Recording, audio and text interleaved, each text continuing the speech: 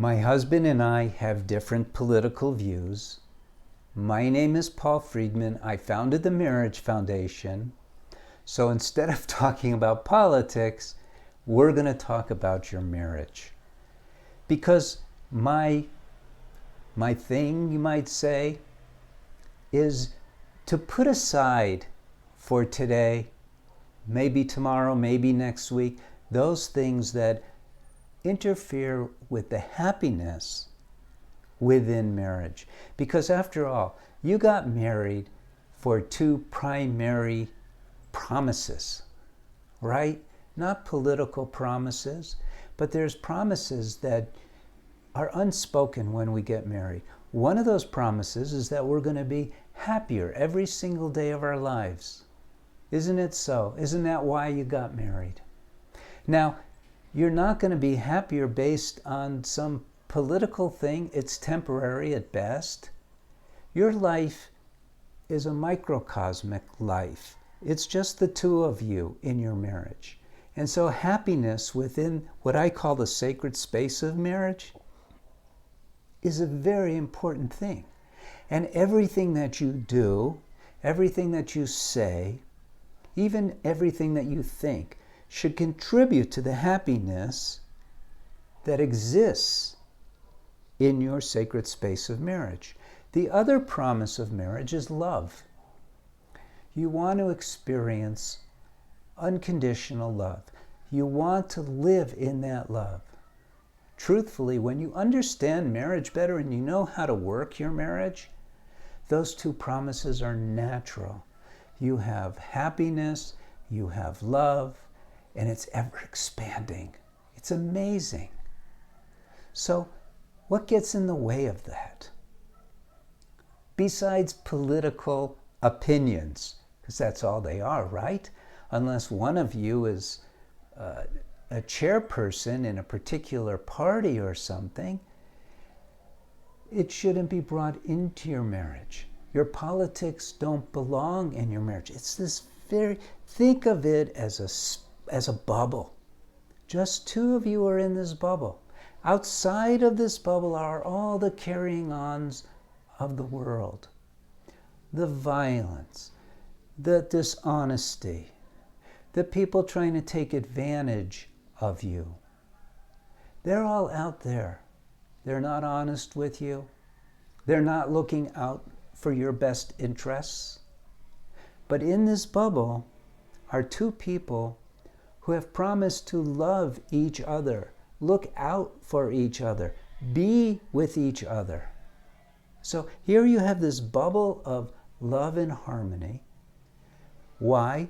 Because the two of you are the only two who get into this bubble, and you're the only two who are allowed to put anything into this bubble. So if you only put good things, supportive talk, loving talk, compliments, and you avoid those things within this bubble that will disrupt your harmony, disrupt your happiness and your love.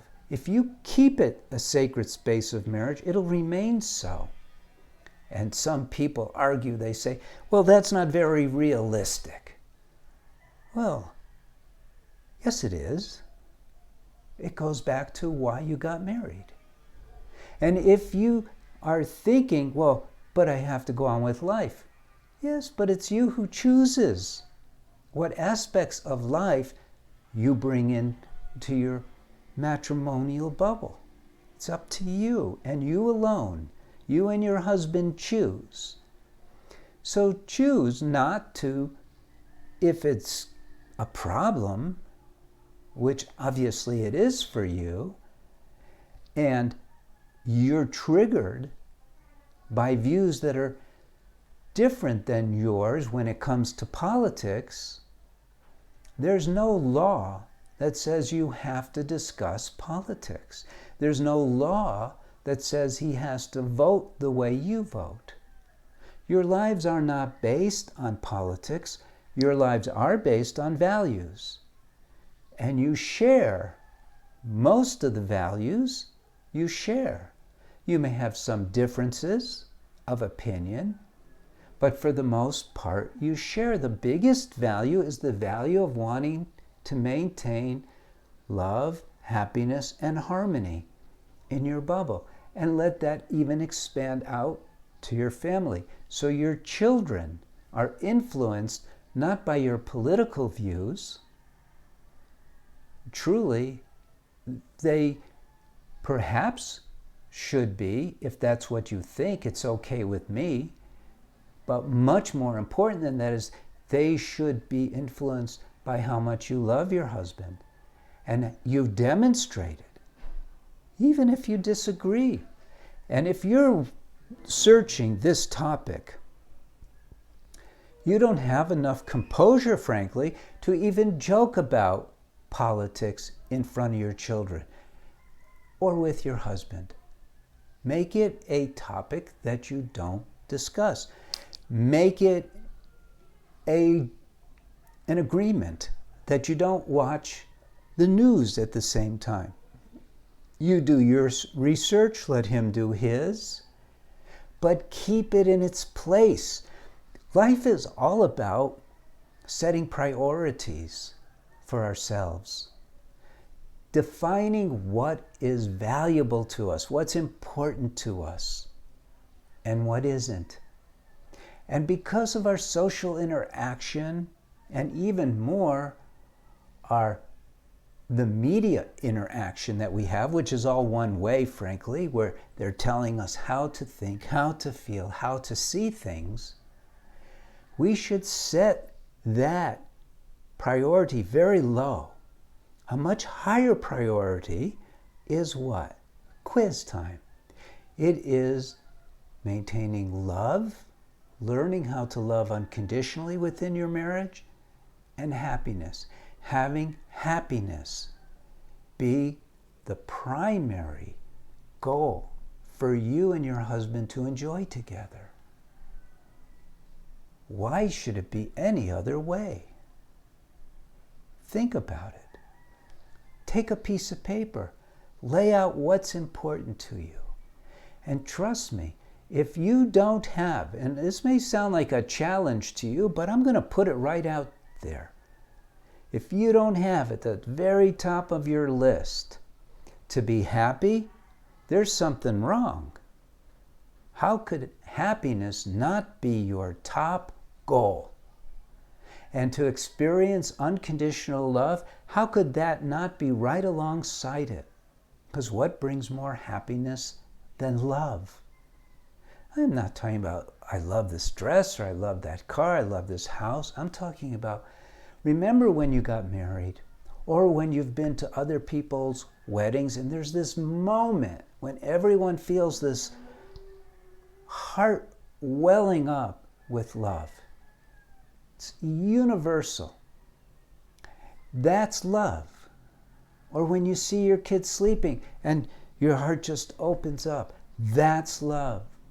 Or when you made your vows with your husband. That's love. Now compare that to who wins the election.